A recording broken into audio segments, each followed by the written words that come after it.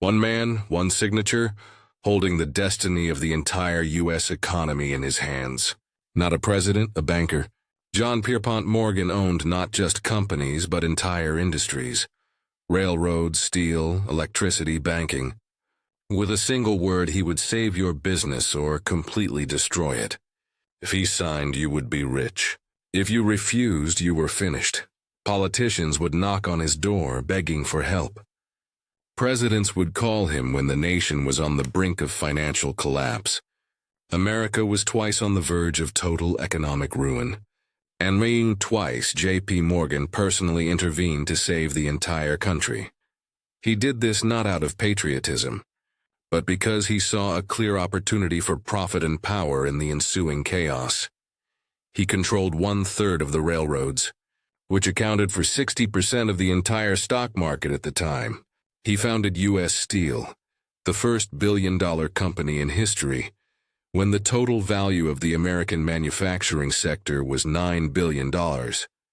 He managed 2/3 of American steel production.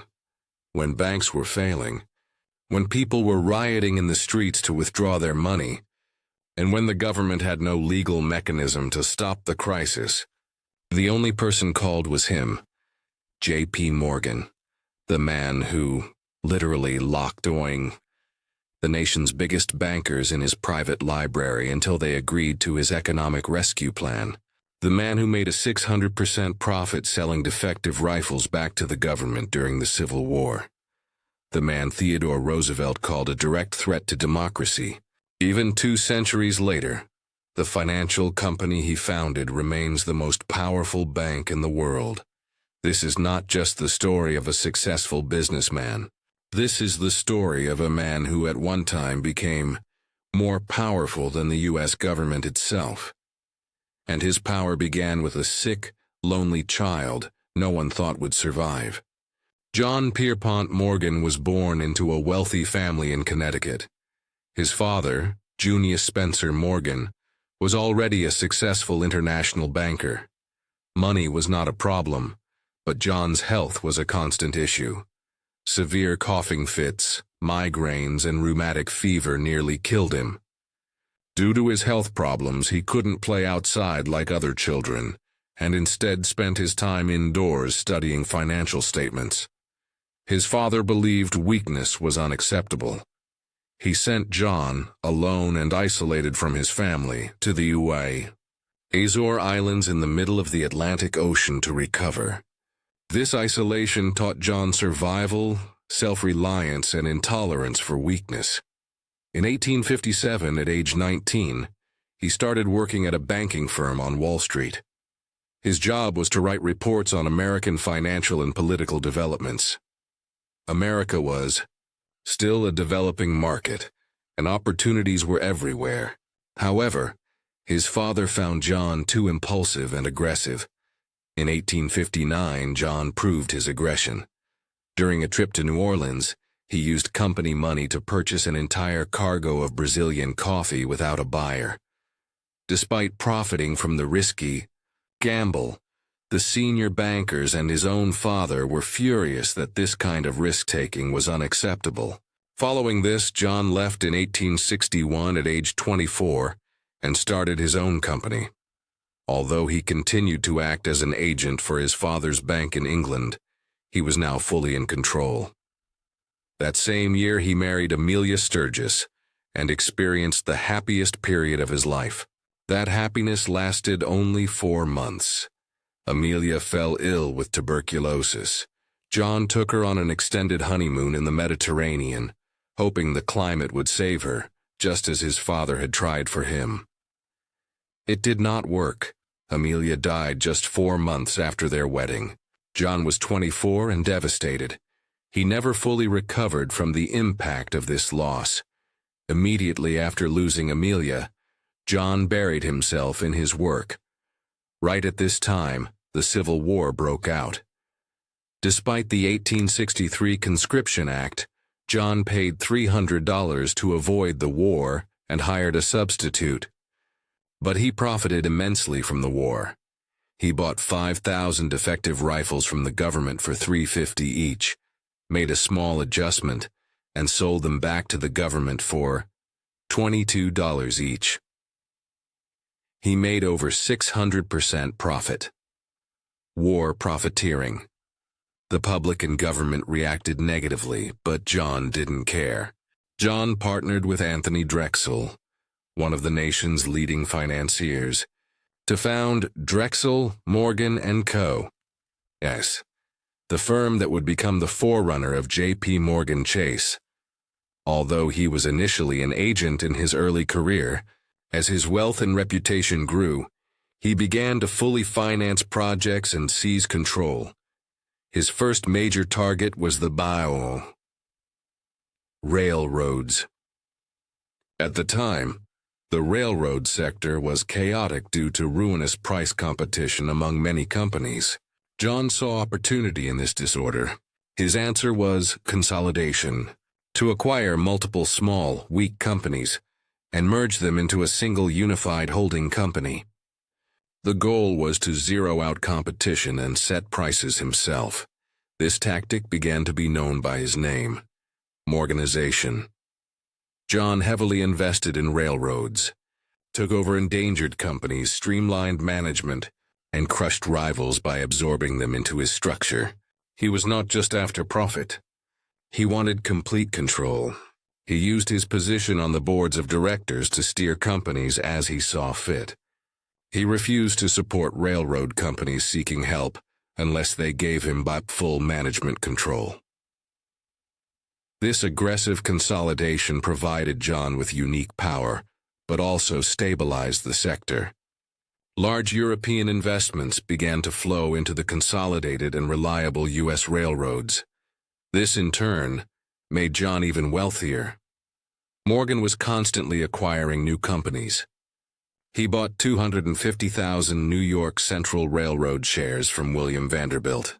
The following year, he underwrote $40 million in bonds to finance the Northern Pacific Railroad, performing the largest railroad bond transaction ever made in U.S. history. Soon after, John controlled 1/3 of all railroads in America.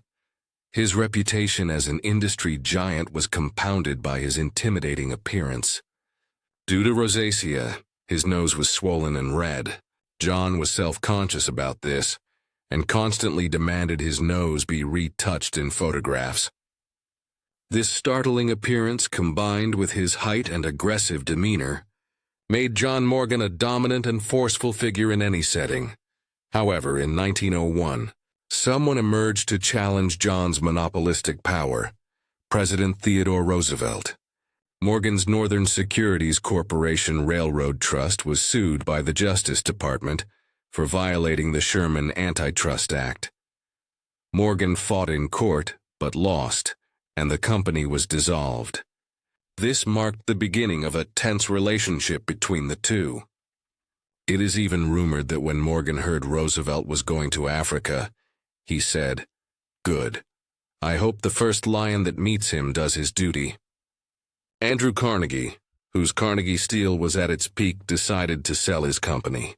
Morgan asked him for his price. Carnegie demanded $480 million, the largest business deal in history.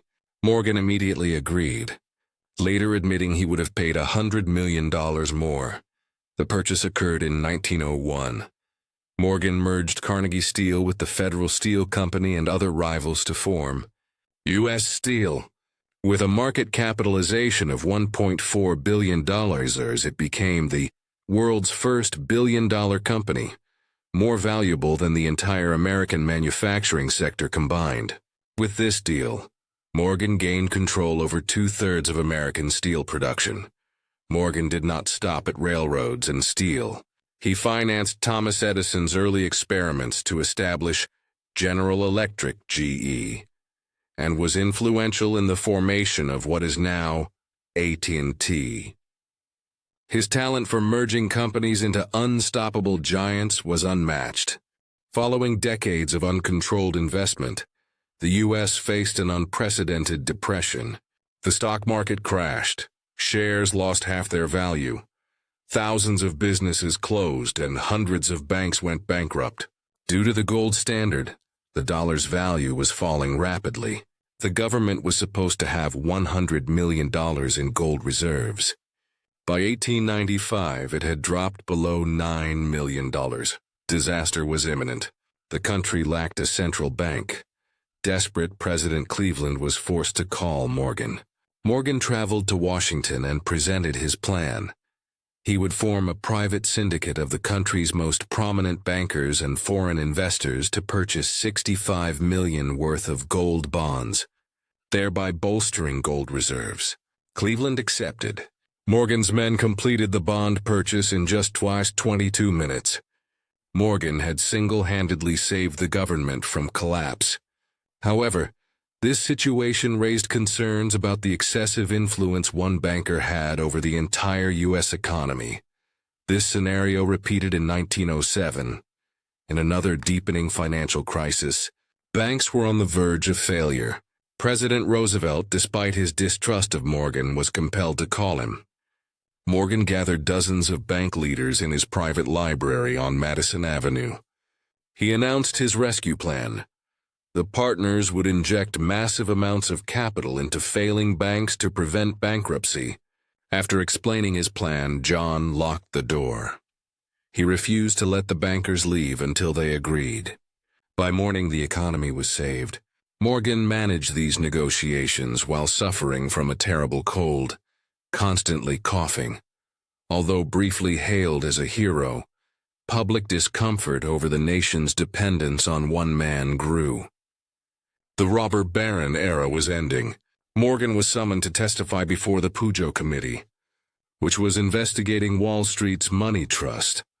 Ironically, he was scheduled to sail on the Titanic's maiden voyage, but canceled at the last moment due to health issues. The Pujo Committee investigation revealed that the country could not rely on a single individual for financial stability, paving the way for the establishment of the Federal Reserve Central Bank.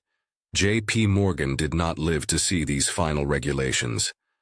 He died on March 31, 1913, at age 75, while on vacation in Rome.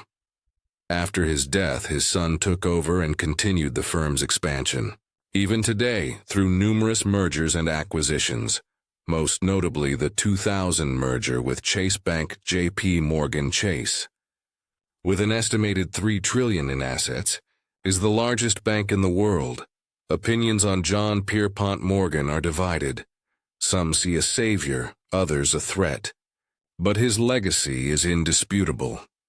He shaped America and built the financial world we know today.